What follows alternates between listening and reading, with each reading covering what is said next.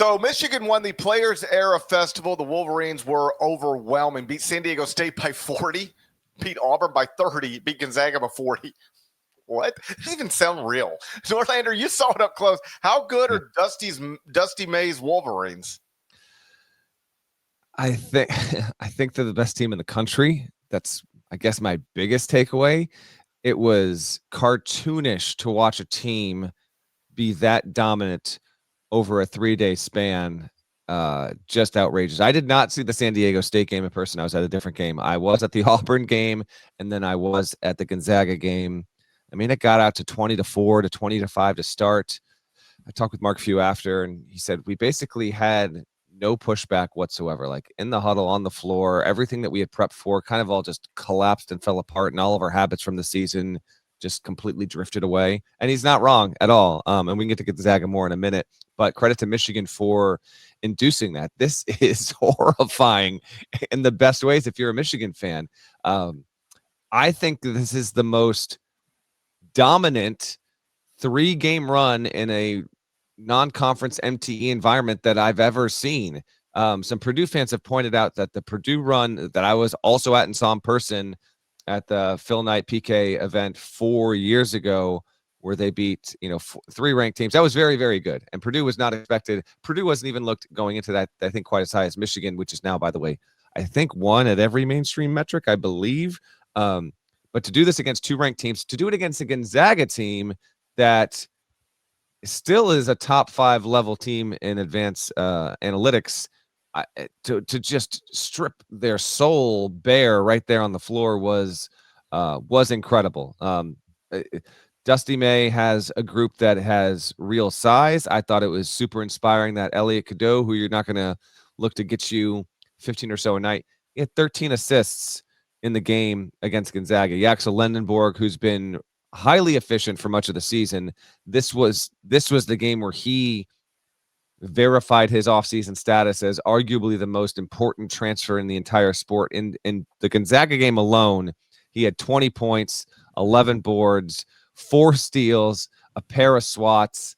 Not bad for a guy who started his career at the JUCO level. Adai Mara, as I thought might be the case, he's coming along. Dude is 7'2", 7'3", and when he really is dialed in and can be an effective player, he is a game changer. His impact was obviously known. Even just like Trey McKinney, the freshman, he had 17 in this game. Everything possible, imaginable, was working for Michigan. I've got a few stats here that were in my late overnight column going into Thanksgiving. So strap in. Here's what Michigan did while it was in Vegas, and then I'll let GP talk on the Wolverines. They had 100 points in back-to-back games for the first time since 1989. They gave Gonzaga its worst loss ever under Mark Few, and the worst loss by margin of defeat since 1990, and that was a 144-100 loss to the Loyola Marymount team, famously with Bo Kimball and Hank Gathers. That's the last time Gonzaga lost by this many points. Michigan is 7-0 for the first time in 5 seasons. It averaged 99 points at the Players Era Festival and won by an average of 36.7 points. Its win over Gonzaga was the largest ever, 40 points over a ranked team in the history of Michigan's program. It has won back-to-back games. This is the real stunner. And when I told Dusty, his exact quote was, "Shut the fuck up." Won back-to-back games against ranked opponents by 30 or more points. That had never happened, not in Michigan history, in the history of the sport. Right. No team had ever won 2 in a row against ranked competition by 30 or more ever until Michigan just did it. It's only the 4th time in the past, I think, decade. It might be more than that, where we've had it's the 4th time in a decade or more that we've had a ranked team beat another ranked team by at least 40 points. It's just outrageous what they were able to pull off. I was in awe of it, and I want to stay mostly Michigan-centric, but we've got the poll right now is what team do you think is best in the country? Michigan, Arizona, Purdue, Duke. Who's number one? really, really cool thing for college basketball that we keep getting these dominant performances by these teams. Michigan is leading the poll right now at 37%. I think that stands to reason. I know Parrish hasn't put him number one in his rankings. I don't think he wants to get himself too caught up in this like every 3 days. And I get that, GP, but hard to argue against the idea that no team is operating better right now than Dusty May's group. It was insanely impressive to see what Michigan did on that Vegas stage. And a high-profile event in the year 2 for Players Era. If you want to call them the best team in the country, I won't argue with you. If you want to rank them number one, certainly there's a lot of tangible reasons to do that. It just seemed to me logically inconsistent to move Arizona to number one based off of the idea that Tommy Lloyd's Wildcats have the best body of work in the country, and then replace them at number one when they still, as of this moment, I think have the best resume in the country. They haven't beaten people as badly as Michigan beat everybody in Las Vegas. But if you're looking for who's got the best collection of wins so far against a 0 in the loss column, I still believe that is Arizona in this moment. And so I've got it Arizona 1, Purdue 2, Michigan 3. But you could put those 3 teams in any order, and anybody trying to argue with you is just eager to argue about things that they probably shouldn't be arguing about. What's interesting about Michigan is, it's not like this is who they've been all season. They struggled to get past Wake Forest.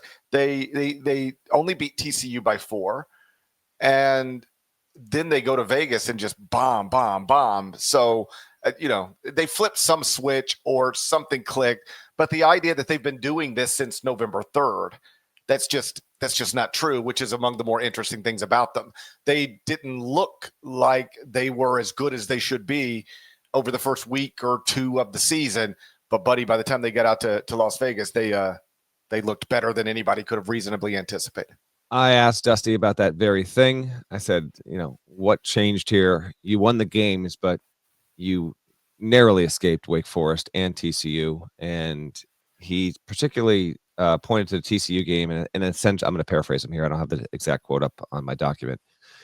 He said, we were not ready or didn't realize, by carrying a ranking, how much we as an opponent meant to TCU to come into that building. And they responded accordingly. And we were able to escape that, but something needed to change. Now, the staff also told me that from TCU was on November 14th, then they played Middle Tennessee, home game. They win easily, 9-10 days ago. And then they wait a few days to travel out to Vegas.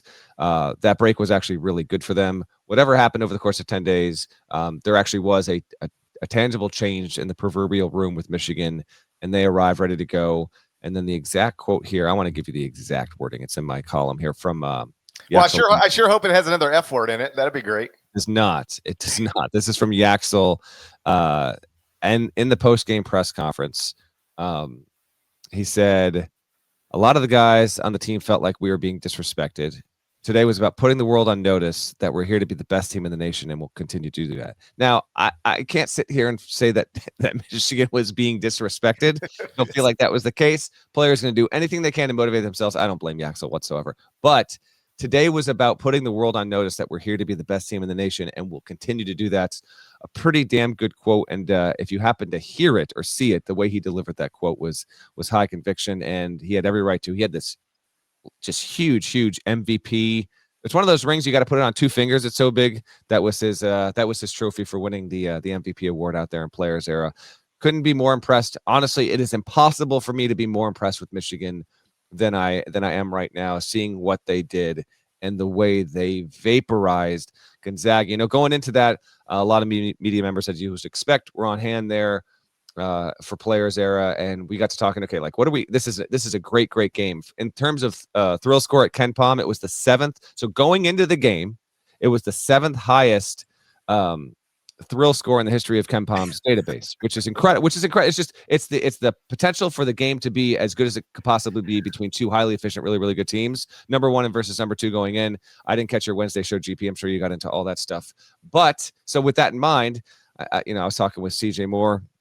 I said, I think I'll give Michigan here. I think I said 84-78, but should be a really, really awesome game. Just hopefully it can become something that's like one of the better games of the season so far. Well, it wasn't that, but it was as memorable of a game given how incredible it was.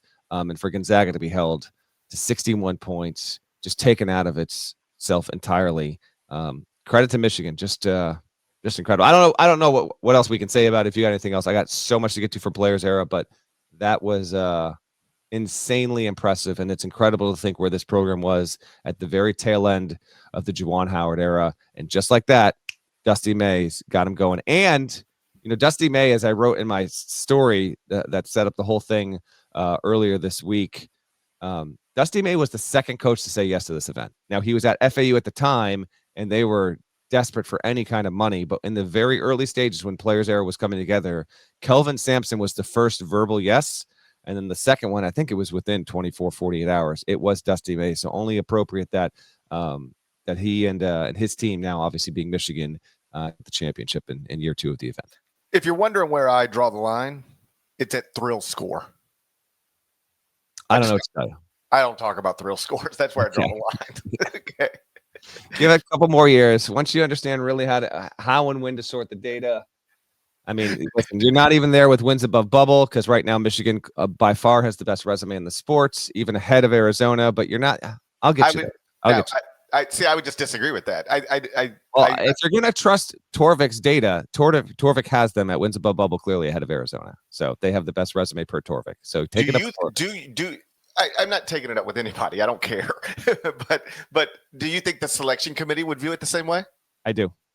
I'm not sure. But I do. I honestly do. If you ask me, right now, if they took both resumes, I think that they would say Michigan has the best resume. Perhaps, I do not believe it's crystal clear, but perhaps.